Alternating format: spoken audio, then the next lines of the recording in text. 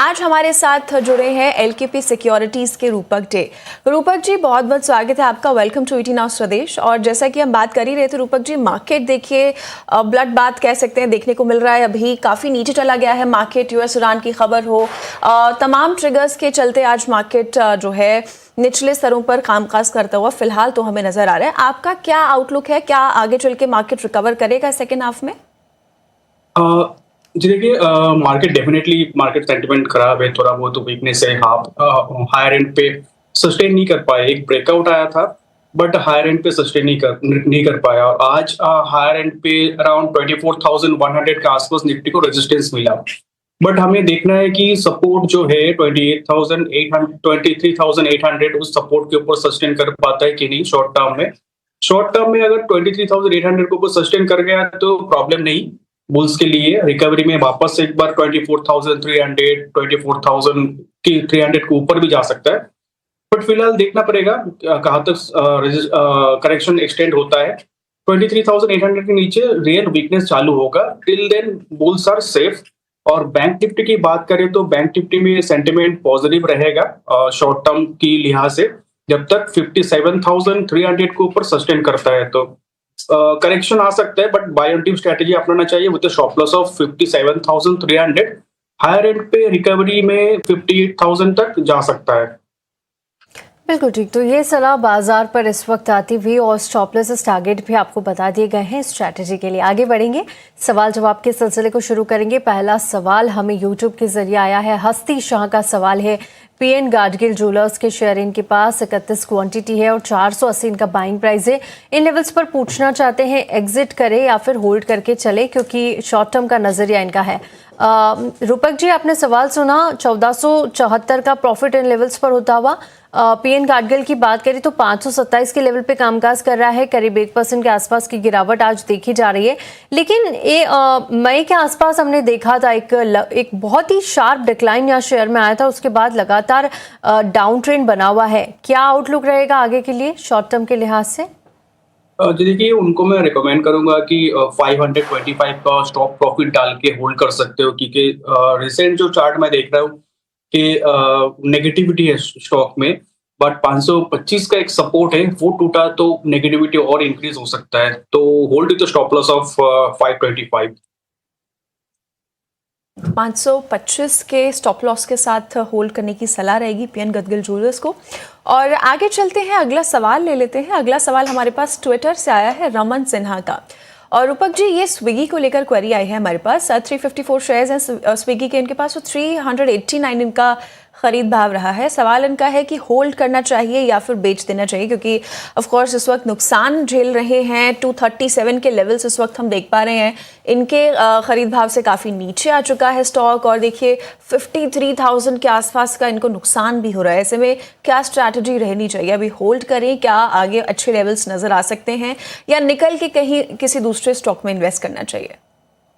जी देखिए, स्विगी का chart overall मुझे नेगेटिव ही लग रहा है, क्योंकि जैसे जैसे ऊपर जाता है तो इंपॉर्टेंट मूविंग एवरेज के आसपास रेजिस्टेंस मिलता है, वापस नीचे आ जाता है। तो ऐसा ट्रेंड रहा है फॉर द लास्ट 6 मंथ और मोर। तो मुझे लगता है कि इनको एक स्टॉप लॉस डाल के होल्ड करना है। 235 का स्टॉप लॉस रहेगा। 235 टूट गया तो एक बार स्टॉक से एग्जिट लेना चाहिए, क्या दूसरा किसी स्टॉक में जैसे इटर्नल या दूसरा कोई रिलेटेड स्टॉक में पैसा डाल सकते हो। ऑलराइट, तो स्विगी पर ये सलाह इन लेवल्स पर आती हुई। अगला सवाल भी यूट्यूब के जरिए आया है। अरुण कुमार सिंह का सवाल है, और सिरमा एसजेएस के शेयर इनके पास 23 क्वांटिटी है, 1262 इनका बाइंग प्राइस है, और इन लेवल्स पर जानना चाहते हैं कि आगे का टारगेट क्या रहेगा और स्टॉप लॉस क्या इन्हें बनाकर चलना चाहिए। फिलहाल 2226 का प्रॉफिट होता हुआ और 1360 के आसपास कामकाज कर रहा है। लेकिन जो गिरावट है आज करीब 5.5% से ज़्यादा की गिरावट सिरमा एसजेएस में देखी जा रही है। और पिछले 6 महीने का चार्ट देखें तो काफ़ी अच्छे रिटर्न यहाँ पर बना के दिए। करीब 90% से ज़्यादा के रिटर्न सिर्फ 6 महीने में सिरमा एसजेएस ने दिए हैं, और 1 साल की बात करें तो करीब 140% के रिटर्न। सिरमा एसजेएस में क्या हुआ है रूपक जी, और अचानक ये गिरावट देखने को मिल रही है? पिछले कुछ दिनों से तो काफ़ी अच्छी तेज़ी लगातार यहाँ पर नज़र आ रही थी। इन लेवल्स पर होल्ड करके इन्हें रखना चाहिए, तो आगे के टारगेट्स एंड स्टॉप लॉसेस क्या रहेंगे? देखिए सिग्निफिकेंट अपसाइड के बाद सिनेमा में प्रॉफिट बुकिंग की मोमेंटम दिख रहा है, तो मुझे लगता है प्रॉफिट बुकिंग और इंटेंसिफाइड हो सकता है अगर 1350 टूट जाए तो इनको 1350 का स्टॉप लॉस के साथ होल्ड करना है। अगर टूट गया तो इंक्रीज हो सकता है करेक्शन। तो बट 1350 नहीं टूटता है तो रिकवरी वापस आ सकता है और नया हाई की तरफ जा सकता है। तो hold with the stop loss of 1350। तो 1350 के स्टॉप लॉस के साथ होल्ड कर सकते हैं सिरमा एसजीएस को। और आगे चलते हैं, अगला सवाल ले लेते हैं। ट्विटर से आया है हमारे पास ये सवाल अब्दुल सत्तार का, और इनकी क्वेरी जो है केईसी इंटरनेशनल को लेकर है। 450 शेयर है इनके पास, 515 के भाव पर इन्होंने ये स्टॉक लिया है। रूपक जी, सवाल है इनका कि क्या करना चाहिए, रखना चाहिए या बेचना चाहिए? तो देखिए इनके लेवल्स के आसपास ही है अभी। आज भी स्टॉक, आज गिरावट तो है भले ही, लेकिन आगे के लिए ये स्टॉक में क्या कर सकते हैं? क्योंकि पिछले एक साल के चार्ट्स देखे तो काफ़ी टूटा है शेयर, 43% अप्रोक्सीमेटली। पिछले 6 महीने में लगभग 30% टूटा है, और लास्ट वीक भी गिरावट ही इस स्टॉक में नजर आई है। तो अच्छा मोमेंटम देखते हैं आप इस स्टॉक में आगे, या एग्जिट कर जाना चाहिए स्टॉक से? जी देखिए, स्टॉक का चार्ट पैटर्न ऐसा है कि stock lower top lower bottom formation बनाते हुए नीचे आ रहे हैं कंटिन्यूअसली। कोई रिवर्सल पैटर्न, कोई रिवर्सल साइन नहीं है स्टॉक के अंदर। तो मुझे लगता है स्टॉक से एक बार एग्जिट लेना चाहिए। 515 का स्टॉप लॉस डाल दीजिए, उसके नीचे आता है तो स्टॉक से एग्जिट लीजिए, क्योंकि मुझे लगता है करेक्शन एक्सटेंड हो सकता है। बिल्कुल ठीक। तो केस इंटरनेशनल में जो करेक्शन है वो आगे भी एक्सटेंड होता हुआ नजर आ सकता है। ये सलाह आती हुई इन लेवल्स पर आगे बढ़ेंगे। अगला सवाल यूट्यूब के जरिए मिल रहा है। विक्रम पटेल का सवाल आया है। विप्रो के शेयर है 1800 क्वांटिटी है, 233 इनका बाइंग प्राइस है, और इन लेवल्स पर जानना चाहते हैं कि ये कब तक मुनाफा दे सकता है। विप्रो की अगर बात करें तो काफ़ी बड़े नुकसान में है, क्योंकि 175 पर आ गया है, 233 पर इन्होंने खरीदा था। और देखिए हल्की फुल्की तेज़ी आज नज़र आ रही, क्योंकि आईटी इंडेक्स में भी थोड़ी सी तेज़ी पर ही आज कामकाज होता हुआ। एक महीने में 14% टूटा है, 6 महीने में करीब 33% से ज़्यादा लुढ़का है, और वहीं एक साल की बात करें तो यहाँ पर भी 34% की गिरावट ही देखने को मिली है। रूपक जी, लगातार आईटी इंडेक्स जो है गिरावट देखने को मिल रही है। कभी कभार हमें देखने को मिलता है कि अच्छी तेज़ी और नज़र आती है, लेकिन विप्रो उनमें से भी डाउन ट्रेंड लगातार यहाँ पर बरकरार है, काफ़ी बड़े नुकसान में है। क्या करना चाहिए इन लेवल्स पर? मुनाफा दे सकता है क्या? इनके लेवल्स तक पहुँचता हुआ आपको दिख रहा है विप्रो? देखिए, विप्रो का चार्ट बहुत ही ज़्यादा डिप्रेसिंग है। आपने सही कहा कि कभी-कभार आईटी इंडेक्स में थोड़ा बहुत बाउंस आता है, बट पुल बैक में विप्रो पार्टिसिपेट नहीं करता मोस्टली। तो फिलहाल जो चार्ट मैं देख रहा हूँ तो विप्रो का चार्ट मुझे नेगेटिव ही लग रहा है, बट एक स्टॉप लॉस लेवल सजेस्ट करूँगा 170 का स्टॉप लॉस डाल के होल्ड करना चाहिए। 170 टूटा तो एक बार एग्जिट लेना चाहिए।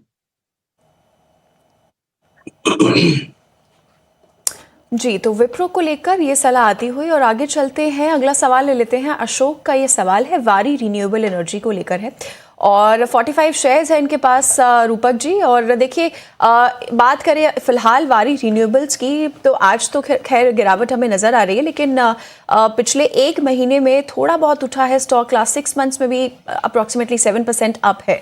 ऐसे में वारी को लेकर क्या आउटलुक रहेगा आपका? और सवाल क्वेरी तो उन्होंने नहीं लिखी है, लेकिन आप एक आउटलुक दे दीजिए, एक शॉर्ट टर्म आउटलुक, और साथ ही में रिन्यूएबल एनर्जी थीम को लेकर भी एक आउटलुक दीजिएगा।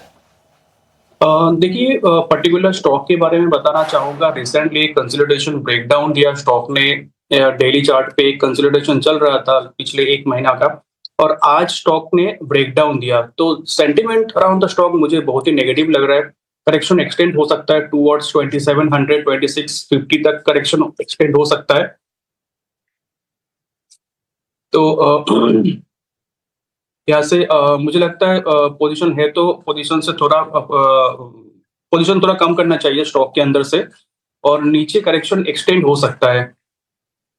दूसरा, ओवरऑल रिन्यूएबल एनर्जी में स्टॉक स्पेसिफिक मूवमेंट रहेगा। कुछ स्टॉक्स मुझे अच्छा लग रहा है चार्ट पे, जैसा कि एक्मे सोलर, जो रिन्यूएबल एनर्जी रिलेटेड स्टॉक्स। तो स्टॉक स्पेसिफिक मूवमेंट रहेगा, तो स्टॉक स्पेसिफिक अप्रोच रखना चाहिए। ओवरऑल थीम पूरा इंडस्ट्री में प्ले आउट नहीं करेगा। ऑलराइट, तो वारी रिन्यूएबल में थोड़ा और करेक्शन दिख सकता है, और दूसरी बेट्स भी आपको बता दी हैं जहां पर आपको अच्छे रिटर्न संभावित हो सकते हैं। आगे बढ़ेंगे। अगला जो सवाल है वो भी यूट्यूब के जरिए आ रहा है। सचिन कुमार का सवाल है, IRFC के शेयर है इनके पास, 1000 की क्वांटिटी है, 170 इनका बाइंग प्राइस है और इन लेवल्स पर जानना चाहते हैं कि होल्ड करें या फिर एवरेज कर लेना चाहिए। IRFC के चार्ट पर अगर नजर डालें तो यहाँ पर देखिए आज भी करीब 1.5% के आसपास की गिरावट है और सचिन को भी इन लेवल्स पर काफी नुकसान हो रहा है। 90 की इनकी जो है 90 पर आ चुका है शेयर और 170 इनका बाइंग प्राइस है, लगभग आधा इनके बाइंग प्राइस से। और 6 महीने में 28% की गिरावट और 1 साल की बात करें तो 36% टूटता हुआ निचले स्तरों पर जाता हुआ IRFC नजर आ रहा है। यहाँ पर रूपक जी जो रेलवे स्टॉक्स है यहाँ पर भी हम कह सकते हैं कि ऑर्डर के दम पर कभी कभी अच्छा उछाल देखने को मिल जाता है, लेकिन लगातार डाउन ट्रेंड एंड साइडवेज ही बना हुआ है। इन लेवल्स पर क्या सलाह होगी, एवरेज करने की सलाह होगी? काफी बड़े नुकसान में है। देखिए इसका चार्ट पैटर्न तो मीडियम टर्म चार्ट पैटर्न तो खराब ही है, बट अगर देखें तो प्रीवियस जो स्विंग लो है वो है 87। तो एक बार प्रीवियस स्विंग लो का स्टॉप लॉस से एवरेज कर सकते हो, बट 87 का स्टॉप लॉस रखना होगा। 87 टूटा तो एग्जिट लेना होगा स्टॉक से। तो करंट लेवल पे एग्जिट कर एवरेज कर सकते हो रिस्क लेके, बट 87 का स्टॉप लॉस मेंटेन कीजिएगा। तो ये लेवल्स के साथ आपको IRFC पे सलाह दे दी हमारे एक्सपर्ट ने। और चलिए आगे चलते हैं, अगला सवाल ले लेते हैं यूट्यूब से। राम पॉल का सवाल आया है हमारे पास HDFC बैंक के लिए, काफ़ी कॉमन क्वेरी है, बहुत लोग HDFC बैंक को लेकर जानना चाहते हैं रूपक जी। और देखिए 720 इनके पास शेयर्स हैं, 895 इनका खरीद भाव है और करीब करीब 72,000 का नुकसान भी ये झेल रहे हैं फिलहाल, क्योंकि HDFC बैंक में जो डाउनवर्ड मोमेंटम है वो हम काफ़ी टाइम से देख रहे हैं और काफ़ी इन्वेस्टर्स परेशान भी हैं। आज खबर आई है HDFC बैंक को लेकर, उसका भी कुछ खास असर नज़र नहीं आ रहा है HDFC बैंक को लेकर। ऐसे में जो निवेशक है उनके लिए क्या स्ट्रैटेजी रहनी चाहिए? और इनका भी सवाल यही है कि ये स्टॉक प्रॉफिट में कब तक आएगा? जी देखिए, कंटिन्यूअस करेक्शन के बाद HDFC बैंक ऐसा लग रहा है कि एक बेस फॉर्म किया और बेस फॉर्मेशन के बाद स्टॉक ने रिसेंट चार्ट पे इंपॉर्टेंट मूविंग एवरेज के ऊपर सस्टेन कर रहा है कुछ दिनों से। तो मुझे लगता है यहाँ से ना रिकवरी आ सकता है स्टॉक के अंदर शॉर्ट टू मीडियम टर्म में। तो स्टॉक का भी होल्ड करना चाहिए, 769 का स्टॉप लॉस डाल के होल्ड करना चाहिए। यहाँ से रिकवरी कंटिन्यूड रहेगा, मुझे लगता है 900 तक जा सकता है। 900 के ऊपर सस्टेन करता है तो फर्दर रैली पॉसिबल लग रहा है मुझे। तो currently hold with the stop loss of 769। Right, 769 के स्टॉप लॉस के साथ फिलहाल होल्ड करके रखिए HDFC बैंक। आगे बढ़ेंगे और एक शेयर की बात करेंगे। डीमर्जर की खबर से एस्ट्रल में 7% की बड़ी गिरावट है। गिरावट के क्या कारण है बताने के लिए हमारी सहयोगी मानसी हमारे साथ है। मानसी, लगातार गिरावट देखने को मिल रही है, क्या बड़े कारण है इसके पीछे? जी बिल्कुल, एस्ट्रल के डीमर्जर की खबर आई और ये खबर के ठीक बाद मानो स्ट्रीट को एस्ट्रल कंपनी के डीमर्जर की खबर पसंद ना आई, ऐसा हुआ। स्टॉक में 7 से 8% की गिरावट। वैल्यू अनलॉकिंग या ग्रोथ स्ट्रैटेजी, ये एक बहुत बड़ा सवाल है। आपको बता देते हैं डीमर्जर आखिर किस तरह से होने वाला है एस्ट्रल का। और एक कंपनी के 2 बिजनेस हो जाएंगे। एडेसिव्स बिजनेस जो है वो अलग करने की कोशिश और प्लान है। नई कंपनी का नाम एस्ट्रल केमी रखा जाएगा। रेगुलेटरी मंजूरी, रेगुलेटरी अप्रूवल्स के बाद इसकी लिस्टिंग भी होती दिखेगी और शेयर धारकों को 1:1 के रेशो में शेयर्स, नए शेयर्स जो है वो मिलेंगे। शेयर धारकों के लिए बदलेगा क्या, ये एक इंपॉर्टेंट सवाल है। हर एक एस्ट्रल शेयर पर एक एस्ट्रल केमी का शेयर मिलेगा। दोनों कंपनियां अलग अलग एक्सचेंजेस पर लिस्ट होंगी। मौजूदा शेयर होल्डिंग में कोई बदलाव नहीं होगा। निवेशकों को 2 अलग बिजनेस में हिस्सेदारी मिलेगी, यानी कि दोनों ही बिजनेसेस में हिस्सेदारी, जहां हर एक एस्ट्रल के शेयर पर आपको एक एस्ट्रल केमी का शेयर भी दिया जाएगा।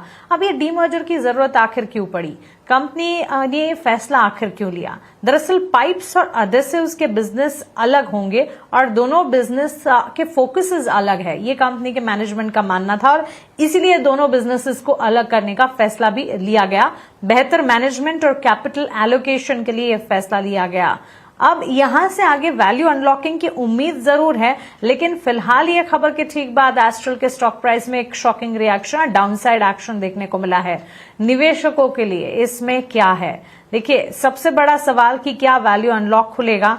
दूसरी चीज, दोनों कंपनियों की अलग वैल्यूएशन की संभावना है, बिजनेस पर ज्यादा फोकस कर पाएंगे। अगर दो अलग अलग सेगमेंट है, अगर कंपनी के मैनेजमेंट का ही मानना है कि दोनों बिजनेस स्ट्रक्चर अलग है, तो अलग जब किया जाएगा तो फोकस भी अलग तरीके से दोनों पर इंडिविजुअल फोकस कर पाएंगे। भविष्य में स्वतंत्र ग्रोथ की रणनीति बना पाएंगे और बाजार दोनों बिजनेसेस का अलग मूल्यांकन करेगा, क्योंकि दोनों अलग बिजनेस हैं तो अलग तरीके से इसे रीड भी किया जाएगा और रिसर्च भी किया जाएगा, ये मैनेजमेंट का मानना है। लेकिन यहां से आगे वक्त ही बताएगा कि एस्ट्रल के डीमर्जर की खबर जो है वो कितनी पॉजिटिव साबित होती है कंपनी के लिए, कंपनी के फ्यूचर के लिए और मार्केट पार्टिसिपेंट्स और निवेशकों के लिए। लेकिन on the face of it ये डीमर्जर की खबर स्ट्रीट को पसंद नहीं आई और एस्ट्रल के स्टॉक प्राइस में हमने भारी गिरावट देखी है।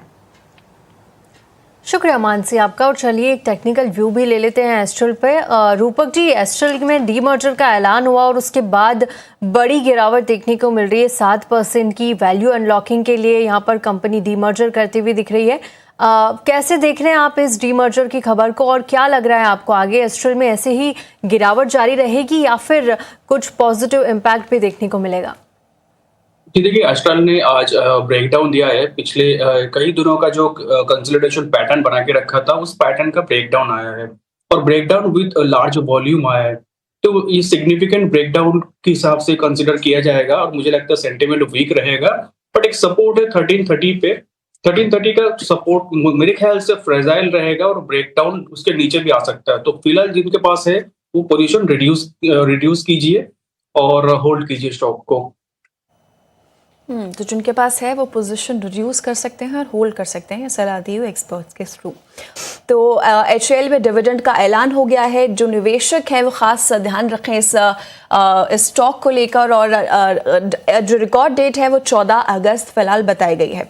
और चलिए वापस चलते हैं आपके सवालों के ऊपर, आपके सवाल ले लेते हैं। अगला सवाल लेते हैं यूट्यूब से। करण का सवाल है इलेक्ट्रो स्टील कास्टिंग लिमिटेड को लेकर और 100 शेयर्स हैं इनके पास इसके और 80 इनका खरीद भाव रहा है। रूपक जी, सवाल इनका है कि क्या इसमें ये और ऐड कर सकते हैं और ये कब तक जो है अच्छा मोमेंटम गेन कर सकता है स्टॉक? देखिए, इसका शॉर्ट टर्म चार्ट थोड़ा नेगेटिव लग रहा है। रिसेंटली एक बार 20 डेज मूविंग एवरेज को रिक्लेम करने का एक ट्राई किया था, बट सो फॉर फेलियर हुआ और वीकनेस पे है स्टॉक। अभी एवरेज नहीं करना चाहिए, एवरेज करना होगा तो 80 के ऊपर एवरेज करना बेहतर रहेगा। स्टॉक में मोमेंटम वापस आ जाएगा, उसके बाद ही एवरेज करना सही रहेगा। तो करेंटली कुछ चेंज मत कीजिए, बट एक स्टॉप लॉस प्लेस कीजिए 72 के नीचे पोजीशन आपको थोड़ा बहुत रिड्यूस करना पड़ेगा। बिल्कुल ठीक, ये सलाह आती हुई शेयर पे और आपको स्टॉप लॉसेस भी बता दी गए। आगे बढ़ेंगे, अगली जो क्वेरी है वो भी यूट्यूब के जरिए आई है। अनूप का सवाल है, SBI के 200 शेयर है इनके पास और 1250 इनका बाइंग प्राइस है। कोई नज़रिया इन्होंने हमारे साथ शेयर नहीं किया है। रूपक जी, लॉन्ग टर्म और शॉर्ट टर्म के लिहाज से राय रखिएगा और इन लेवल्स पर करीब देखिए नुकसान ही होता हुआ 1031 पे आ गया है। SBI 1250 इनकी बाइंग प्राइस थी और आज भी करीब 1.25% की गिरावट यहाँ पर देखने को मिल रही है। क्या सलाह होगी long term and short term के लिहाज से और किसी को अगर यहाँ पर एंट्री करनी हो तो क्या ये सही अपॉर्चुनिटी है? जी देखिए, SBI ने रिसेंटली 20 डेज मूविंग एवरेज को रिक्लेम किया, मल्टीपल और अदर मूविंग एवरेज को रिक्लेम किया, तो sentiment around the stock positive है। हालांकि 1-2 दिन कंसोलिडेशन दिखा रहा है, कंफ्यूजन दिखा रहा है ट्रेडर्स की अंदर, बट ओवरऑल सेंटीमेंट ना पॉजिटिव रहेगा जब तक 1000 रुपीज के ऊपर रहेगा। और हायर एंड पे मुझे लगता है रैली जो और या रिकवरी जो है वो कंटिन्यूड रहेगा। मुझे लगता है 1060 1080 तक जा सकता है ऊपर में। और किसी के पास है तो होल्डिंग 1000 का स्टॉप लॉस के साथ होल्ड करना चाहिए। ये बहुत शॉर्ट टर्म और लॉन्ग टर्म के लिए लेवल रहेगा। जी, तो SBI को लेकर लेवल्स के साथ दोनों लॉन्ग और शॉर्ट टर्म के लेवल्स के साथ आपको सलाह दे दी है एक्सपर्ट ने। और आगे चलते हैं, अगला सवाल भी हमारे पास यूट्यूब से आया है। सईद इमरान अली का है, ट्राइडेंट को लेकर है। 423 शेयर है इनके पास ट्राइडेंट के और 29.30 इनका खरीद भाव रहा है स्टॉक में। लॉन्ग टर्म के लिए क्या करना चाहिए, ये सलाह चाहते हैं। ट्राइडेंट की बात करें तो अच्छा मोमेंटम तो नज़र नहीं आ रहा है रूपक जी स्टॉक में। एक साल में भी टूट ही रहा है, लास्ट 6 मंथ्स में भी टूटा है, इस साल भी ईयर टू डेट देखें तो भी टूटा है स्टॉक। ऐसे में लॉन्ग टर्म में कैसे देखते हैं आप इस स्टॉक को, क्या सजेशन रहेगा? जी, डेफिनेटली आपने सही कहा। एक long term chart, short term chart सारे नेगेटिव ही दिखा रहा है। तो फिलहाल स्टॉक के अंदर रिसेंटली ट्राई किया था 200 डेज मूविंग एवरेज को रिक्लेम करने का, बट सो फार फेलियर हुआ। बट मुझे लगता है कि एक बार एक स्टॉप लॉस डाल के 24 रुपीस में एक स्टॉप लॉस डाल के होल्ड करना चाहिए। तो 24 टूटा तो एग्जिट या पोजीशन कम कर लीजिएगा, बट नहीं टूटा तो एक बार और ट्राई करेगा रिकवरी का। ठीक, ये सलाह ट्राइडेंट को लेकर इन लेवल्स पर आती हुई आगे बढ़ेंगे। और अगला जो सवाल है वो भी यूट्यूब के जरिए आया है। प्रणव पटेल का सवाल है, CDSL के शेयर इनके पास 80 शेयर है, 1225 इनका बाइंग प्राइस है और इन लेवल्स पर जानना चाहते हैं कि सेल करे या फिर होल्ड करे ज़्यादा प्रॉफिट के लिए। फिलहाल 6000 से ज़्यादा का प्रॉफिट इन लेवल्स पर होता हुआ इनकी बाइंग प्राइस से थोड़ा ऊपर निकल चुका है शेयर। CDSL का आगे का आउटलुक कैसे देख रहे हैं आप, और क्या इन लेवल्स पर इन्हें बने रहना चाहिए और ज्यादा रिटर्न के लिए? देखिए, CDSL का चार्ट पैटर्न अच्छा ही था। इनफैक्ट अच्छी खासी ब्रेकआउट दिया था, बट प्रॉफिट बुकिंग के चलते थोड़ा बहुत रिट्रेस किया। बट मुझे लगता है रिट्रेसमेंट 1280 के आसपास तक ही रहेगा। तो मैं सलाह दूंगा कि स्टॉक को होल्ड किया जाए विद स्टॉप लॉस ऑफ 1270 अगर नहीं टूटा तो रिकवरी में वापस एक बार 1400 तक आ सकता है। बिल्कुल ठीक, तो फिलहाल इन लेवल्स पर होल्ड करने की सलाह आने वाले दिनों में 1400 तक के लेवल्स पे दिखा सकता है। एक स्टॉप लॉस दिया है, उसके साथ आप CDSL को होल्ड करके रखिए। और चलिए इसी के साथ योर स्टॉक्स को अब हम यहीं समाप्त करेंगे। रूपक जी, बहुत बहुत शुक्रिया हमारे साथ जुड़ने के लिए और हमारे दर्शकों को गाइड करने के लिए, शुक्रिया। चलिए मुझे और गुरप्रीत को भी दीजिए इजाजत, लेकिन आप कहीं मत जाइए। एक छोटा सा ब्रेक लेंगे और ब्रेक के बाद आपके लिए लेकर आएंगे स्टॉक्स फटाफट। नमस्कार।